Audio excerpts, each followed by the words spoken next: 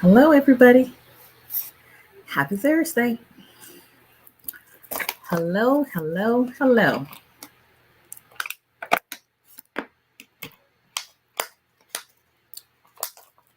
Hello, everyone. Coming in. Let me adjust this a little bit. So like my head is about to be cut off. Hi, everyone. Káàbọ̀ sórí ètò wa yìí. Checking from Maine. Hello, Louis_pet. How are you? Hi, Facebook family, YouTube, TikTok, and Instagram. How's everybody doing? Can y'all believe this?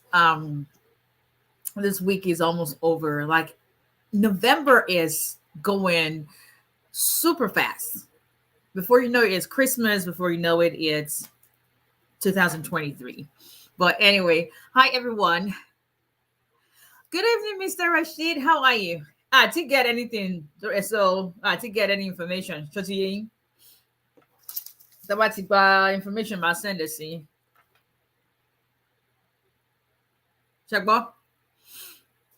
Hi everyone. Come on in, say hello when you come on. How was everyone's day? My baby was asking, like, how do you ever, okay, yes, sir. Do you ever take a break? The story of my life. Hi everyone. Come on in. Ashley CS coach. Hi everyone. Very good. Good to know. Back to Neverland. That's interesting. This is Attorney Abisola Adebola Olale Mobabasamu. Like Omonanja. About for me with all my Yoruba speaking skills, but hey, it is what it is. I am an immigration lawyer based in Alabama. When I say based, I'm physically present in Alabama, but we represent immigration clients regardless of the state you live in. Immigration is federal practice, so that means a lawyer who practices immigration in any state can represent anyone in any state, any of the 50 states. Well, 48 plus the 2. You already know. If you need to contact our office, contact information is 334-341-4475. You can also send a text to us. We do not take calls on WhatsApp. WhatsApp is because I have people who work for me. And so we have a system in our firm, and some people will call and you got to call the office line direct, the same number. You just can't call on WhatsApp because that's what I use sometimes for primarily Zoom, but we mainly use it for text messages and consultations. But you can text us on WhatsApp, text us to our regular office line or call, or visit our website at olalayalawfirm.com. If you are on YouTube or Facebook, you have that information on the screen. For those on Instagram and TikTok, 334-341-4475 is our number. I'm looking at my hair in the screen. My hair is completely gray at this point. It's like, I can see a lot of but right now it's like, yeah, it's gray. Oh, well, it is what it is. But anyway, let's talk immigration. So if we can help you with your immigration case,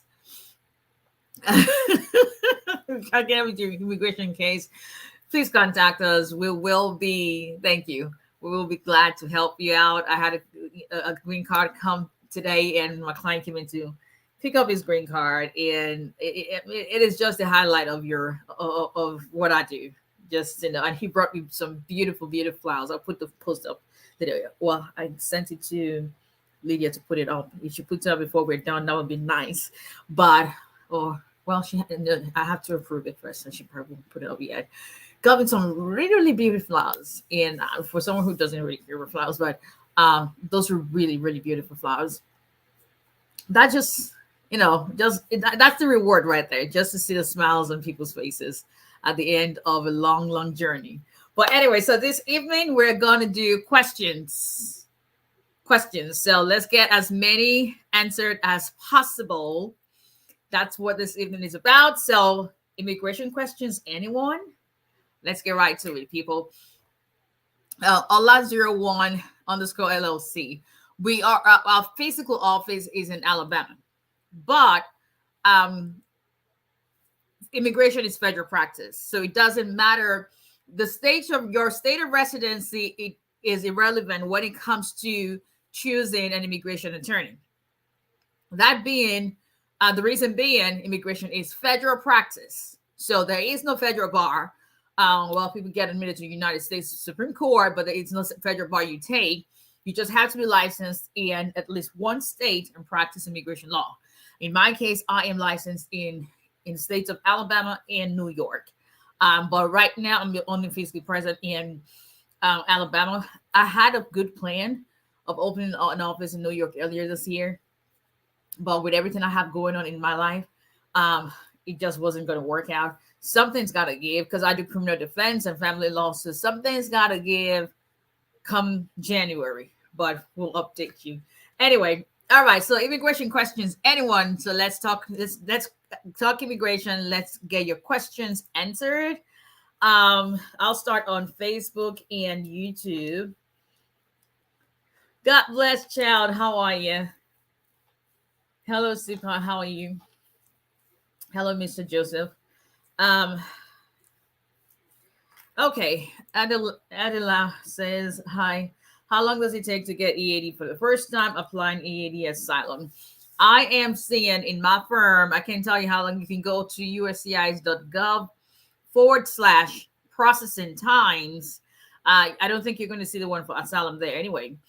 But going with the time frame from my firm, I think the longest we've had,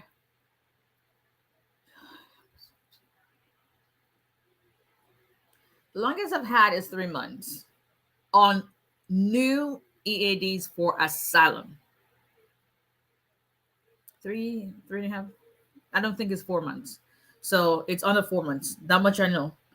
But everyone's case is different. So I'm just giving you what I'm seeing from my practice. Okay, so I'll let you guys still come on Facebook and YouTube, and please subscribe to YouTube channel on all social media platforms. Is Olale at Olale Immigration, Olale Immigration. So please share this video, subscribe to YouTube channel. We'll very, very much appreciate that. Let me go back here. No, I don't feel like it. Okay. All right. I'm going to start on TikTok today, or move to TikTok, I should say. Thank you for the roses.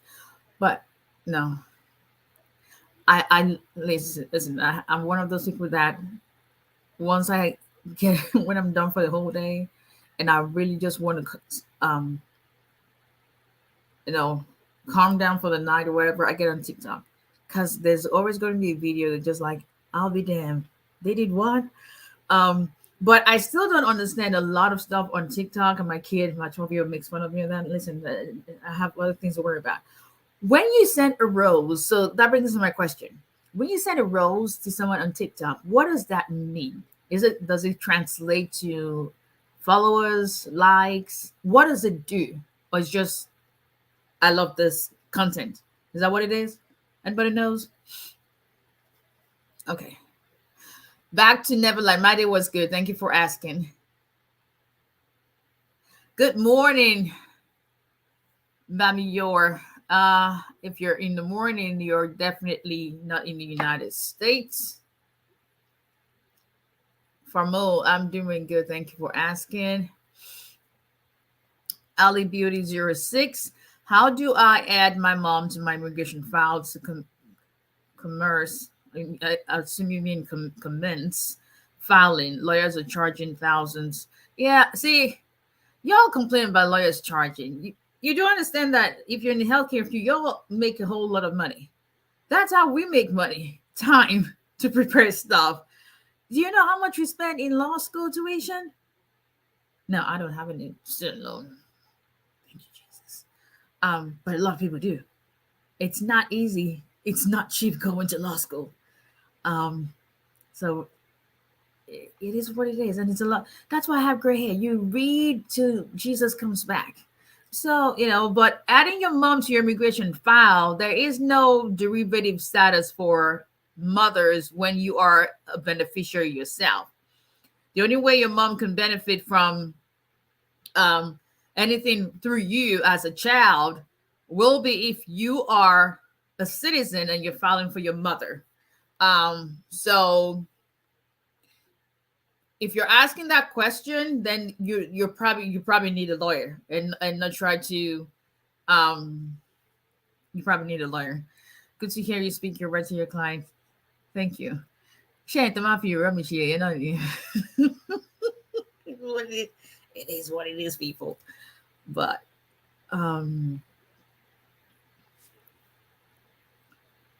okay, let's see. I'll come back to Facebook. Let me pull this up real quick.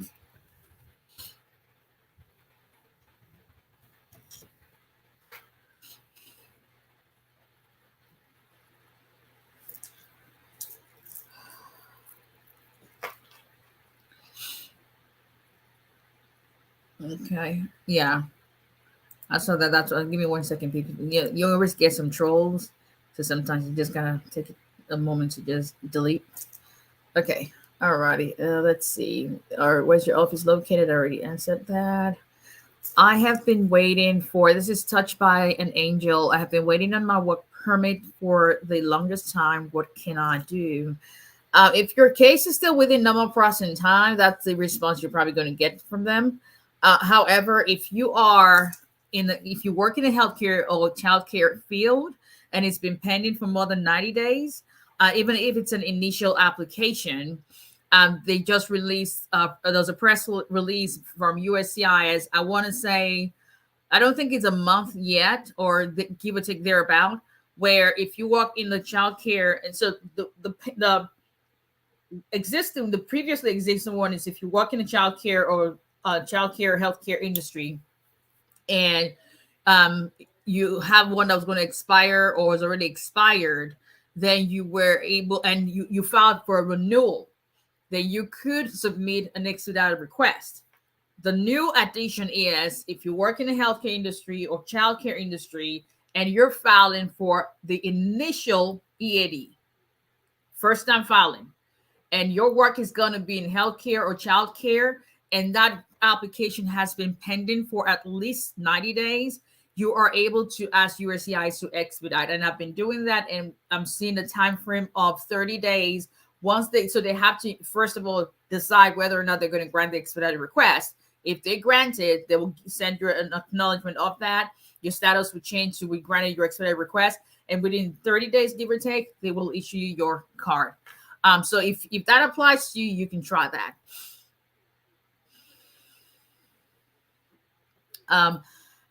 Maxim says, I went to the green card interview, but they sent me a message that it was canceled. Any idea? No, I don't know why your interview was canceled. Filed LaShawn Lewis, filed I-130 for hubby and stepchildren. Different priority dates. Will they meet up to come together? If you're talking a priority date, are you because are you a green card holder? Priority dates don't really, priority date matters when you are a preference category. So if you are a citizen, then their immediate relatives, once the I-130s have been approved, then I'm assuming they are outside. I don't know. There's a lot of missing parts in your question, but priority dates apply if your preference category, if they're immediate relatives, then they may schedule interview for them together. So there's a whole lot of moving parts in your question. Black and Proud 40.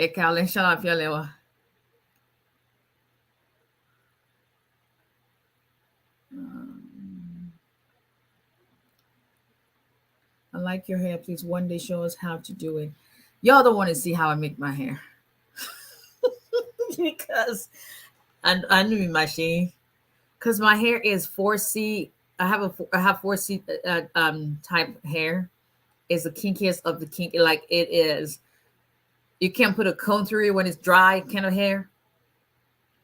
And imagine trying to detangle. I detangle in the shower and then let it dry, and then I have to part it, and then I have to, because once it gets, like I always say, if it six if it touches, or if it soaks in moisture, you would think I'm SpongeBob SquarePants. So, oh, come on, keep it. My boys are always like, why didn't you just cut the darn hair? Like, shut your mouth. But I will show you, maybe in photos, not the video, because you would feel sorry for me. It is, my hair is, well, I trim it a lot because I don't know what to do with. I used to have an afro, like afro, for real afro, and I find a photo, huge afro. Then the afro started falling down. I was like, you know what, I'm just gonna break it down thing and save myself time. But thank you. If I have bankruptcy on my record, can I still file for my parent from Nigeria? Most of the time, so disclaimer, this is not anything to your specific case, it's just answering questions. Generally, the one thing that just disqualifies I-130 petitioners usually has to deal with sexual offenses, and if it falls within the Adam Walsh Act. So for the most part, anything else doesn't really disqualify you, but you may need a joint sponsor at the time that they now have to apply for the immigrant visas.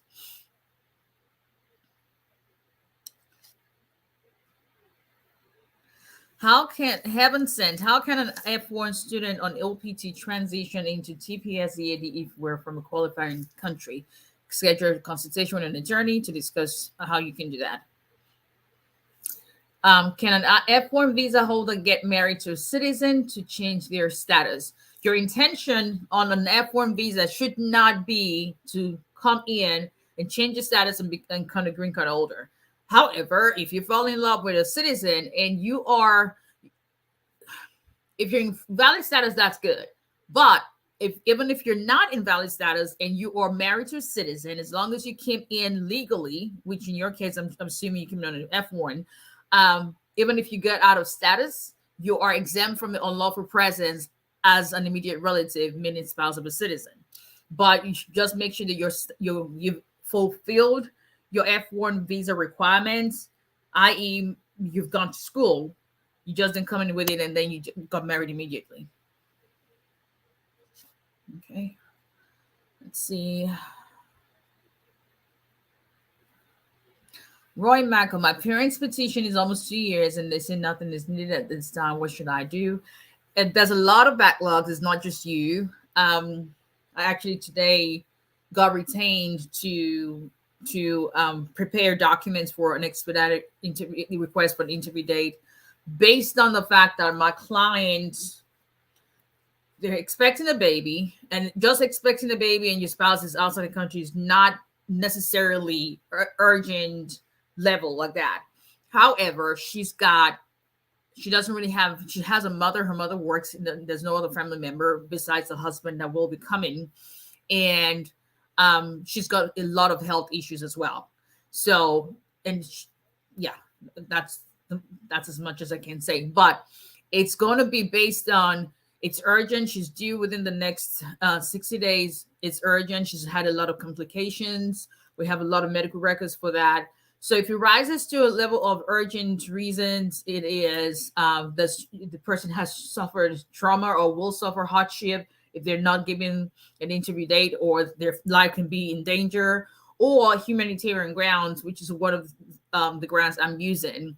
Then you can ask them to expedite your case. But if it doesn't fall within any of those categories, your parents are gonna have to wait.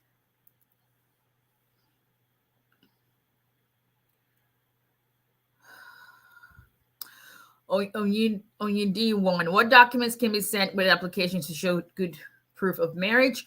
That's something I give to my clients. But if you go on whatever application you're filing, there's a courtesy checklist that you can use. But if you don't know, then you may want to consult with a lawyer or have a lawyer help you out. Y'all always think that attorney fees are, they're not necessarily cheap, but a lot of law firms, including mine, offer payment plans. I never used to, because people let's be real. People would take advantage. People. There's a lady that I helped.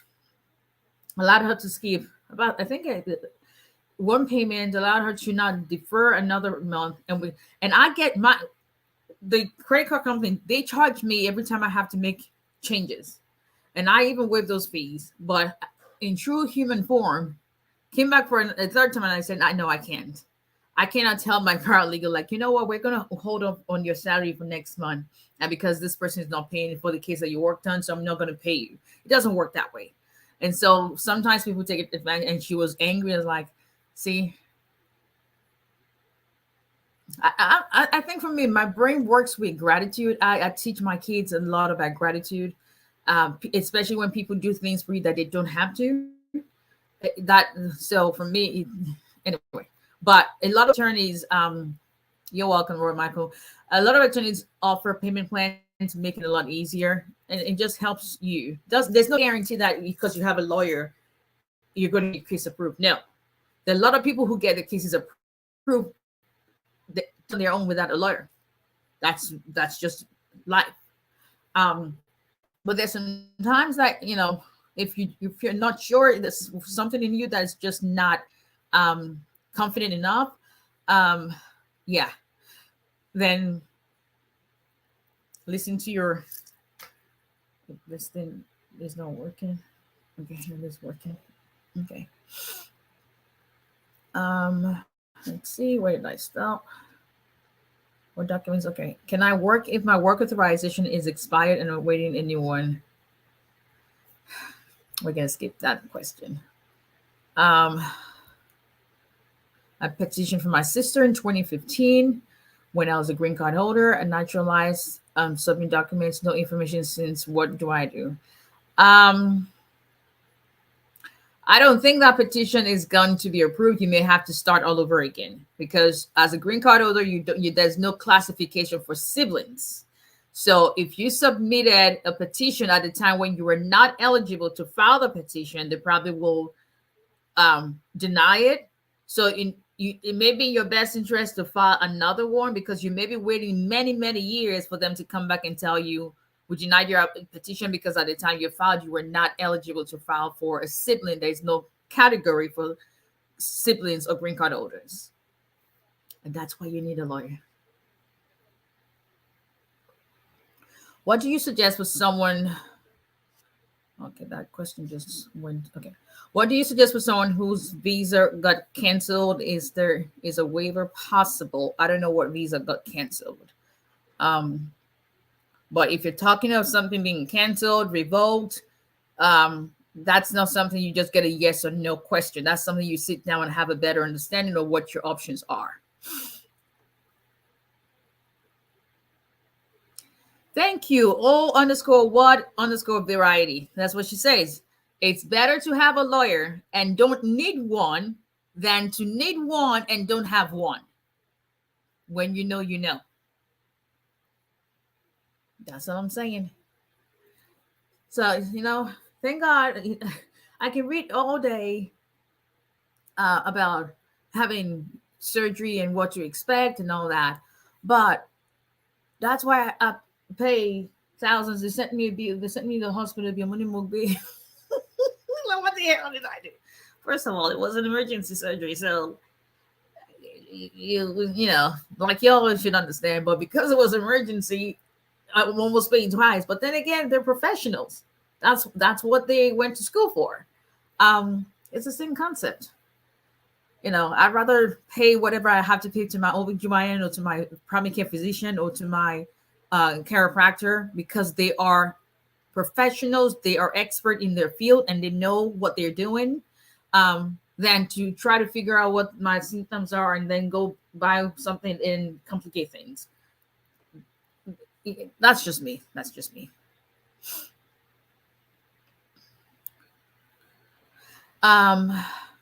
Dee says, is it better to submit evidence in submitting your application for AOS based on marriage? You have to submit evidence. I'm assuming what you're asking is, at the time that you file, is it better to submit all your evidence at that time or wait to do it later? That's what would make sense to me. Um,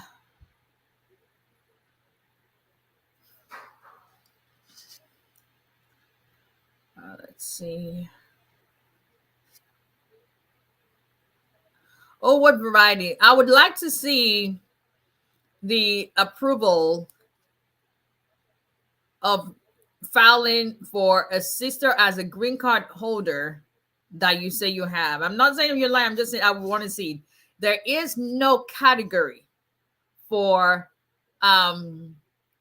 siblings of green card holders, just like there is no category for parents of green card holders.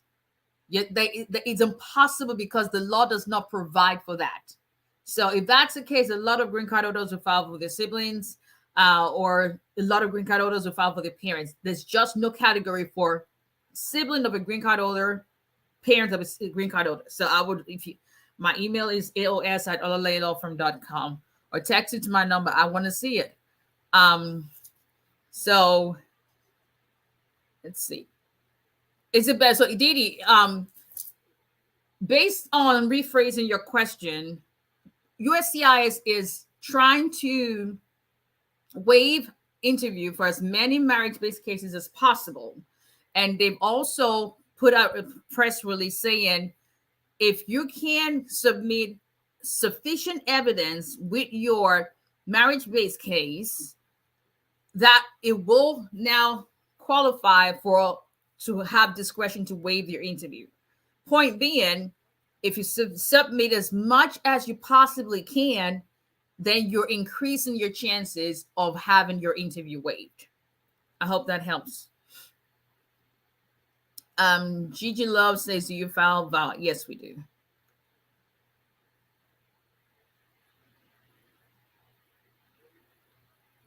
Okay. Does USCI send your documents for VA to your lawyer? No, unless you do a FOIA request. Let's see.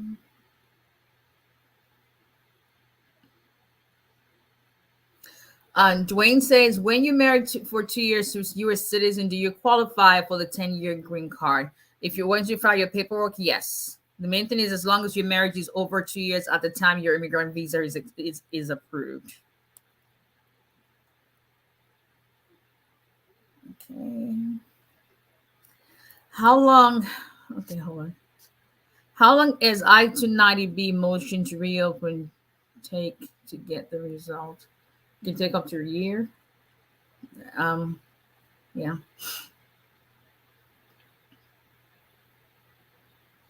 Can you file for VA when I-290B is still pending? You need to sit down with a lawyer. That's not a yes or no question. That has to do with what's the underlying reason you filed for I-290B. Do you qualify for VA? There's a whole lot that y'all. I'll just leave that alone. How does informing National Visa Center that I'm now a U.S. citizen help speed up an interview date for my wife? Immediate relatives are being given preference because they're immediate relatives. But as far as speeding it up, I'm not sure if it would make any impact because there are a lot of immediate relatives still also waiting for interview dates. We can always try. Listen, what's the worst that can happen? They'll tell you no. Okay. How much is it to hire you for representing for an asylum interview? That I don't have set fees. That is discussed in a proper paid consultation. And we offer 3 options: 30 minutes, $130, $200, 45 minutes, $230, 1 hour. If I'm retained within 15 days from then I usually extend consultation fees non-refundable because that's what it's for, just consultation. If you retain my services within 15 days from the consultation, then I usually extend a courtesy credit of that towards the attorney fees.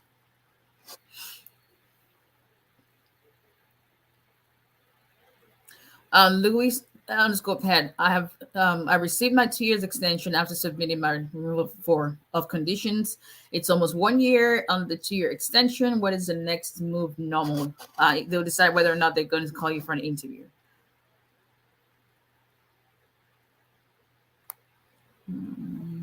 Hello, Bing Bill. How are you? Let's see. Hello, Mr. Oladimeji. Ibole Walati Joy. Ojure, what's been going on with you? It's why we're and see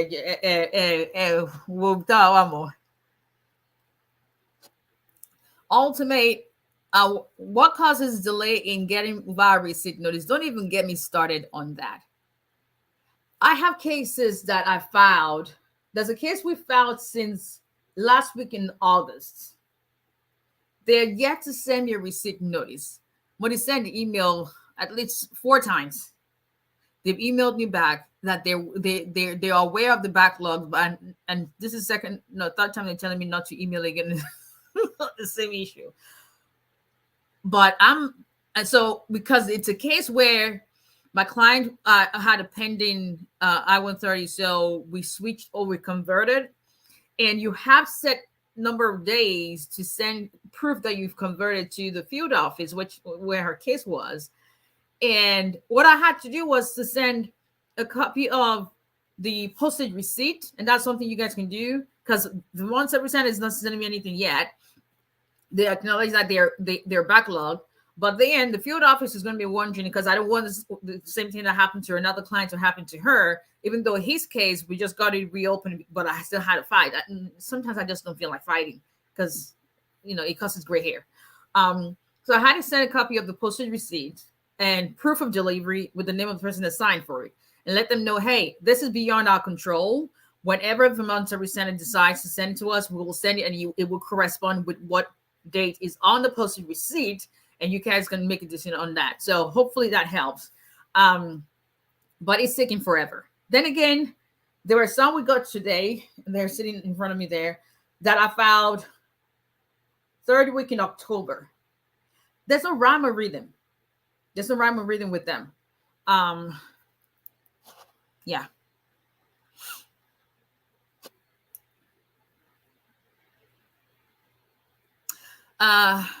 Dami, how can you know that USCIS has received your I-589 asylum application, and how long does it take to receive a notice of action? So hear me, everyone. Please, please, please do not send packages to USCIS without making sure you're using a trackable courier service, and you request that it be signed for. It's more expensive, yes, but you cannot put a price tag on peace of mind. There just some things. It's not about how much it costs. It's about your peace of mind. I have asylum cases that now, and talking about asylum cases, you're now able, for those who are going to be filing, I have about 4 cases that we're going to be sending out this week, but I'm holding off because I'm going to be filing them online. And so now you can file new asylum cases online. And so I think that's going to change a lot of things. But for those that we've already filed, what gives me peace of mind is because it's been delivered to them, and I have proof of the person who signed for it. I've seen cases where there was one we filed in February. We didn't get the receipt notice until about first week in June. And so because of the backlog, that's why they also started this online filing for asylum applications. But give yourself peace of mind by making sure that when you send in your package to your CIS, you're sending it in with trackable mail. $10 extra, $20 extra. It's not good. It's going to be, rather than you just, you can't eat, you can't, listen, anything that's going to make me not eat, that's because I love my food. That's what I would just say. But it's the backlog is ridiculous. Can a personal loan affect a student applicant who wants to adjust status to EB2? I don't know anything about what kind of personal loan, but what is it? Are you not paying? Do you have bankruptcy against you? Or are you, what? There's a lot that goes on. Are you in collections? Admissibility has to deal with, as long as it's not anything that falls in one of the grounds of inadmissibility, then, but that's something you want to discuss with a lawyer.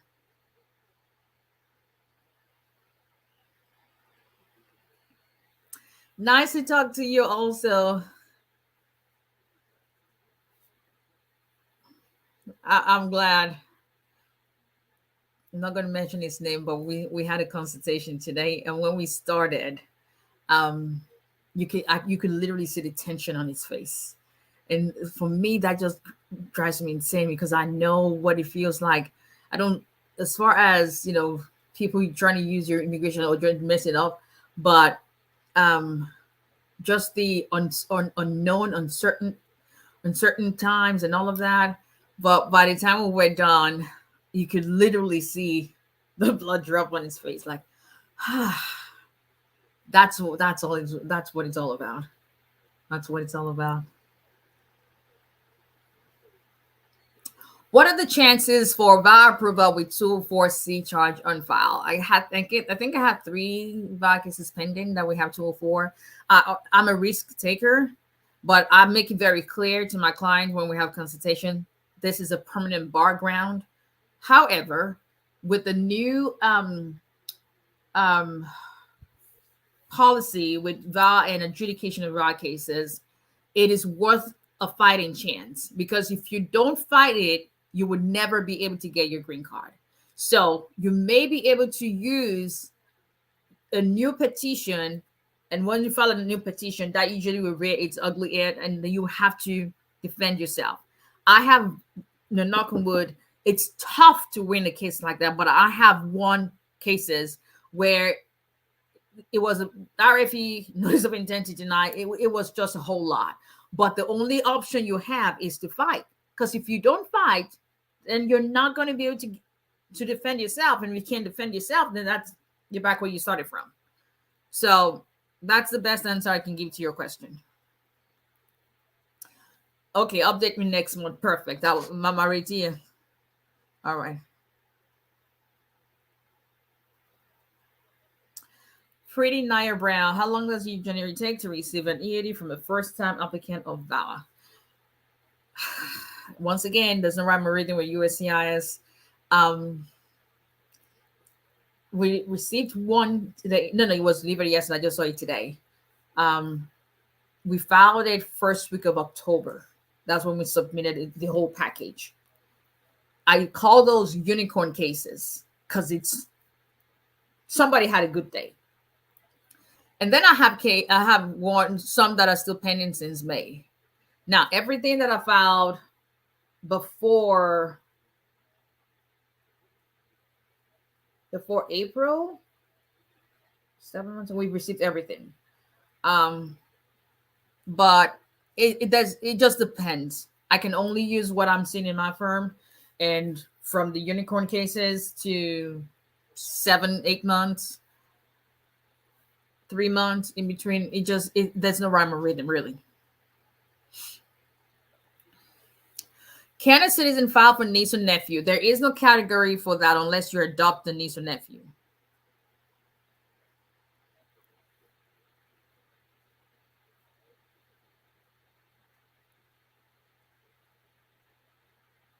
Crossed into Canada, coming back to the States, we're stopped and my wife had a child with Medicaid. We were on a visitor's visa, told to pay, want to come back, what to do. Kindly set up a consultation to know what you need to do or discuss your case.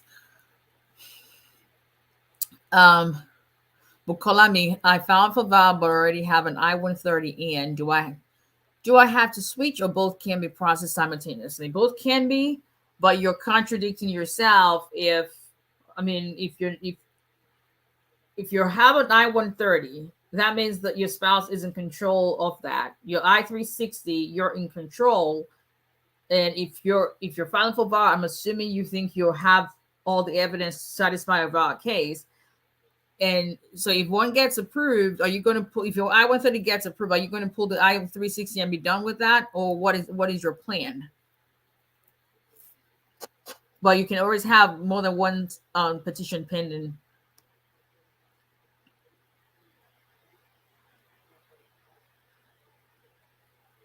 Thank you, Ms. Gila. Thank you. Let's see. Request. Let me see. I'm going to accept this. I don't know if it's still there. Let's do that. Oh, we're going to do some kind of giveaway. I haven't just made up my mind yet what it's going to be, but we'll see. Hello. 𝒊𝒎𝒎🊂 Okay, he's shy. Okay. Can you still refile another VAD case after USCI has declared your first VAD case as abandoned case? Yes, you can. Generally. Okay. Hey, Ms. Zanik, how are you? Where have you been? It's been forever. Let's see. Let's do another one. Let's see if that we can do that. I don't know how to do tech stuff. That's why I pay people to do it for me. I'm not counting your share on Instagram. All right, so let me go. What time are you available for consultation? If you go on my website, olalealawfirm.com, or any of the, even on TikTok right there, there's a link in my bio to my website, and the very first, the header is the consultation. I don't know what times I have, but it's right there. My schedule is out there. Listen, you got to have a team. I can't do all this by myself. My girls are just excellent. I'm telling you, and they already know. Like I'm not the easiest person to work with, but they know that I have a heart of gold, so that kind of like compensates for that. Because I am OCD about my work. I'm OCD in my personal life. What the hell? Like I'm the kind of person that I cannot go to bed if there are dishes in my sink. No. And to each their own. Don't judge me now. I just cannot. Bathroom, kitchen, they've got to be. No, I have boys. I have learned when you have kids will teach you how to be patient, and they'll teach you how to overlook a lot of things. But especially when you have boys, oh Lord, have mercy. Right, go in as the teacher's room, which is I'm trying to talk so he doesn't hear. Go to teacher's room. For the most part, you think a tornado went through. I've never seen. Like what? But then, God's got a sense of humor, because I am the extreme. I am extremely tidy. I'm obsessively clean. My mother, when she still came, was like, "Oh, will he change your mind?" No, I'm obsessively clean. I don't have an issue. People think I do. But then God decides, okay, I'm going to give you a kid that is your complete opposite. Doesn't care. I throw this there and so I've learned to just go into his room and just go directly what I need to do and get out. But I think it works good because it translates in my work. It doesn't mean that I don't make errors because I'm human, but I overanalyze and I'm looking at your I-360 form and I'm counting, negotiate 19 pages and every page is there and everything is signed. And even though I have contract attorneys as well, but I need Jesus. Let's just leave it as that. But yeah, so I have someone who does my schedule. I change it sometimes. I got court days and I have to change that. But if you go on our website, you would see what we have available. If I overstay my visa, do I have to marry a U.S. citizen or green card holder? You don't have to marry, but a citizen married to a citizen is what exempts you from unlawful presence. Married to a green card holder does not exempt you.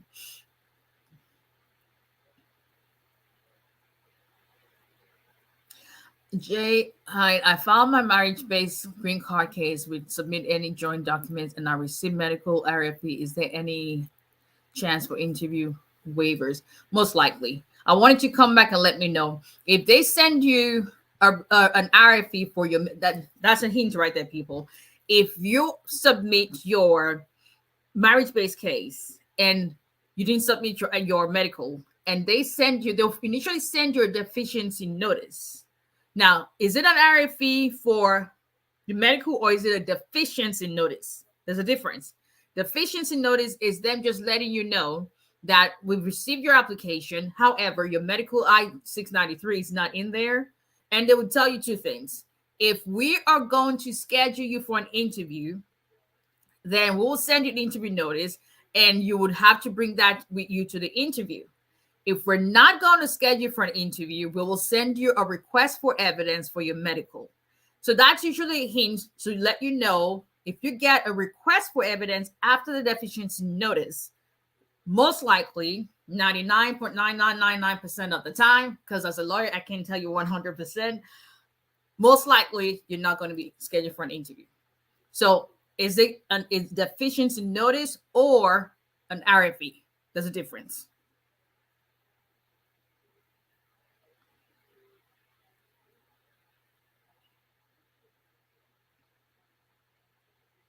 Yeah, Jay Hine, is it a deficiency notice or is it a request for evidence? It will say on the document you got, the heading would, it's very, very clear. They would tell you that I-693 deficiency notice, request for evidence.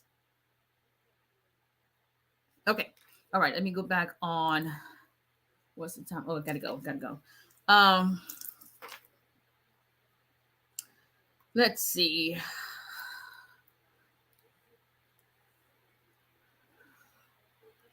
Okay, let's go. Hello, Mr. Desunu. How are you? Okay, let's do this. Can I file for my mom when she comes to visit the next day after she gets here? Natty, are you a citizen? I wouldn't say the next day because that's going to go against what her intention was. If she's coming on a visitor visa or a temporary visa, you don't want to get her into a case where it's misrepresentation. They'll hardly do that for parents, but I would not say the next day. There's a reason why you should do the next day. She'll probably be given 6 months authorized stay anyway, just with 90 days before you do that. Okay. Ali01, I have 2 cases. First, asylum case in court. Second, VAWA I-360. Can I get travel document? When you are in removal proceedings, you are not able to travel. If you travel, that is self-deportation. Hello, Mr. Langster. How are you? Hello, Vicky Rating Salon. How are you? Okay. While changing Igbo brother, while I change to VAWA, should I file for travel document and work permit? That's up to you and if you are eligible.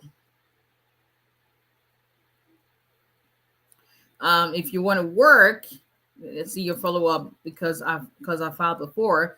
If you want to work, you would not have a choice. If you want to work while your VAWA petition is pending, you wouldn't have a choice but to file for, and you have to, so y'all, December visa bulletin is out, then there are a lot of changes. It's not as current for everything.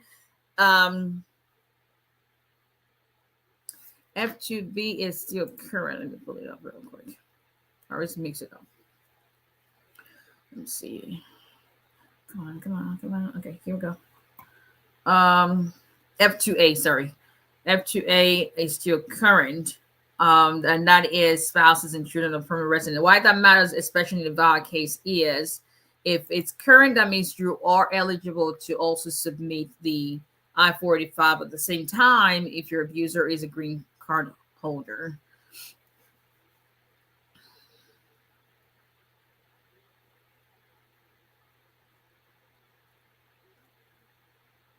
Okay.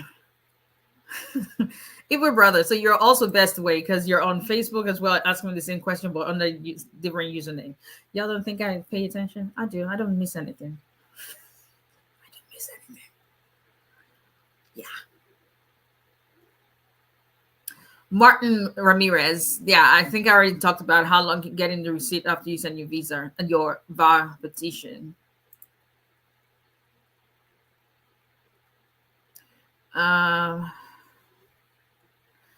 Okay. Andrew Lopez. I'm a green card holder. My wife is in India. When need I apply I-824? So your I-130 has been approved. Did you not indicate that she was going to be applying for the visa at the embassy or consulate?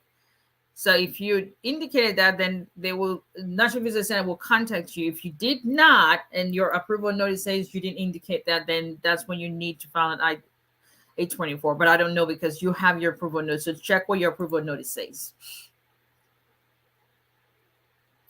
Your visa, okay, Jose.